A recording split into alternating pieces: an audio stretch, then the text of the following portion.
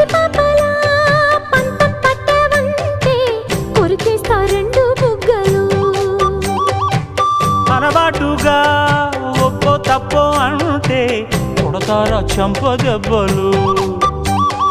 అబ్బా అదేం కాదు వెర్రి నాయనా, ఏమీ అర్థం కాదేమయ్యా నీకు ఎట్టా చెప్పినా.